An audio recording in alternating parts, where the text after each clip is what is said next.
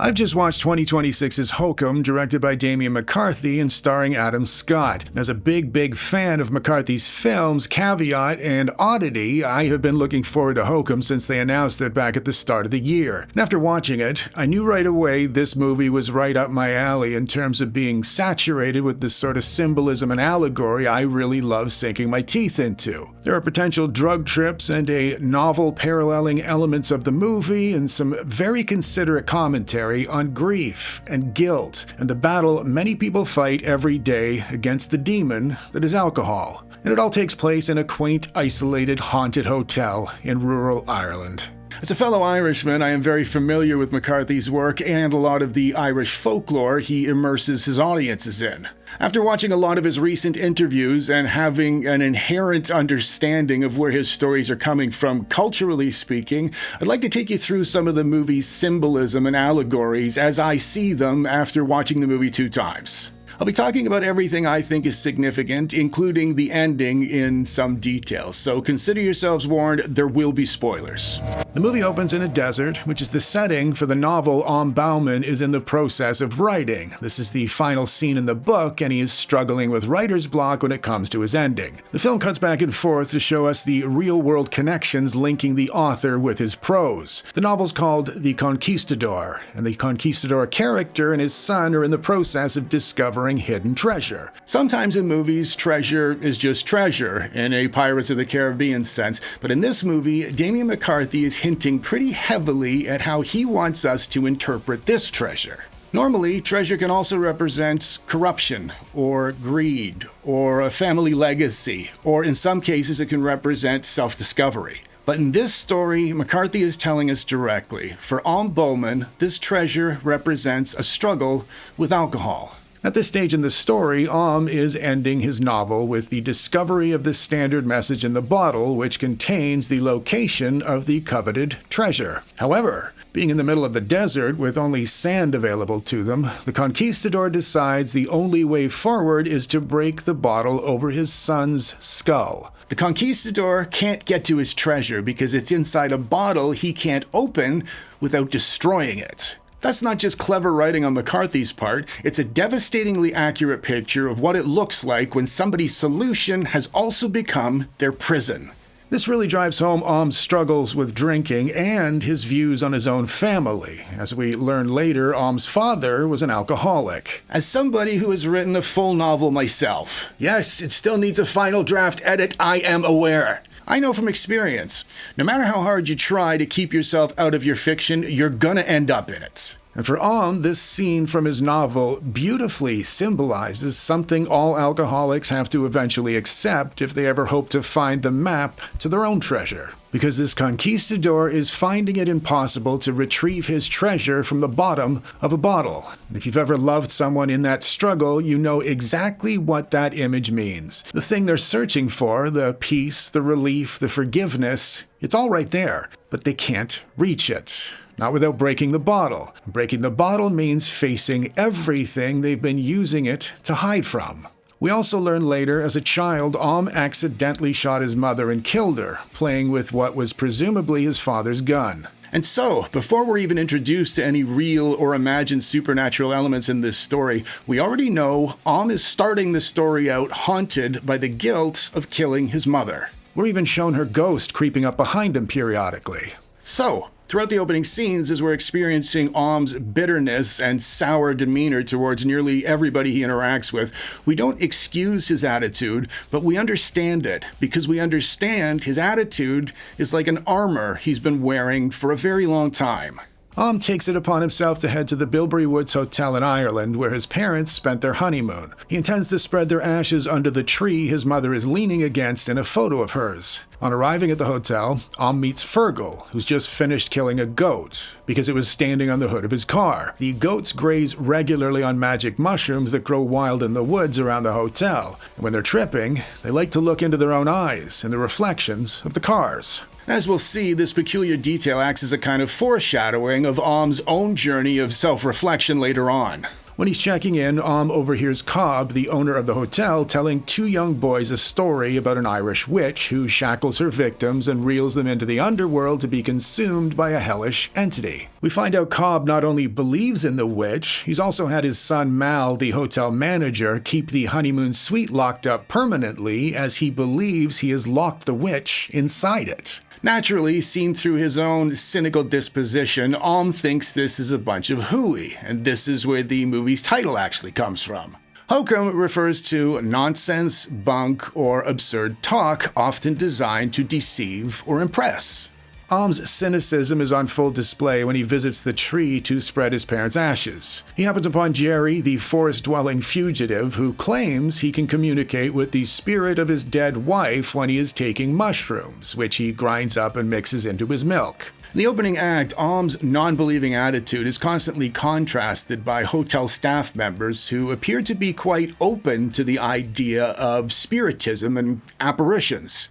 For example, after an evening of getting drunk at the bar, Fiona, the front desk girl, who actually treats with a degree of respect, gets a bad feeling about him, which leads her to his room, where she finds him hanging. And also, throughout the story, Jerry is led nearly entirely by these sorts of gut feelings. Most importantly so when he claims to have been visited by Fiona's ghost, telling him she was trapped in the honeymoon suite after she'd been killed in mysterious circumstances. After recovering in the hospital, returns to the hotel to collect his things. And when he finds out Fiona has gone missing, he teams up with Jerry from the woods to try and break in to the honeymoon suite. Or should I say, the honeymoon suite.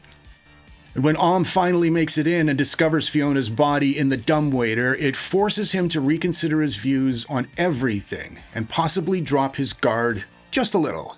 We learn Mal, the hotel manager and son of the owner, is actually responsible for Fiona's death. She was pregnant with his child and he didn't want his wife finding out. And when Mal locks in the honeymoon suite in an attempt to try and cover his tracks yet again, it forces to confront every aspect of his guilt and his traumatic past, and it is done literally, metaphorically, and symbolically.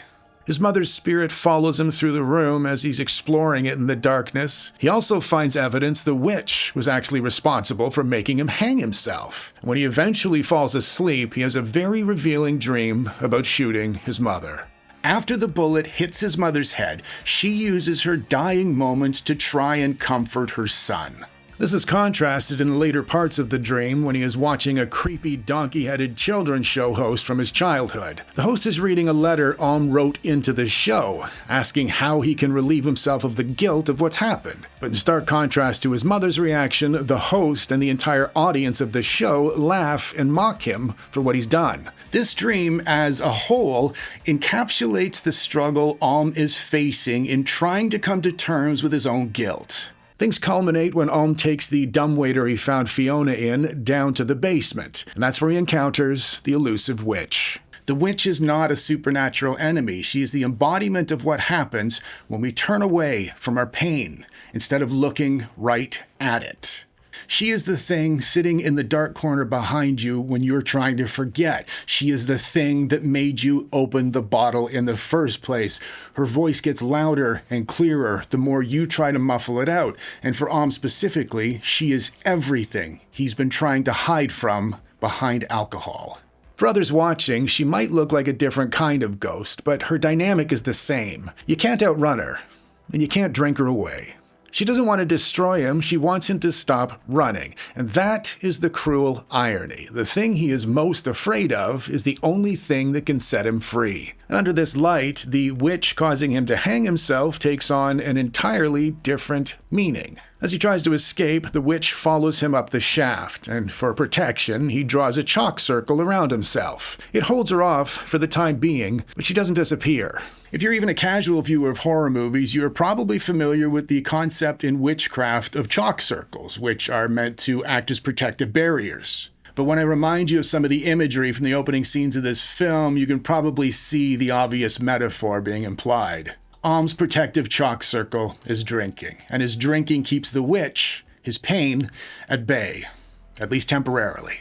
She heads back down to the basement, then Jerry returns to help Alm, but Mal also returns and kills Jerry, and this leaves Alm with no option but to escape once again to the basement. He protects himself again with another chalk circle, but Mal isn't so lucky. He's dragged off down the corridor where he's taken into hell by an entity, exactly the way Cobb, the hotel owner, was describing to the children in the opening scene. Then we see Alms sitting alone in the dark inside his chalk circle. This is a scene I don't mind telling you I am having some difficulty getting through describing to you right now.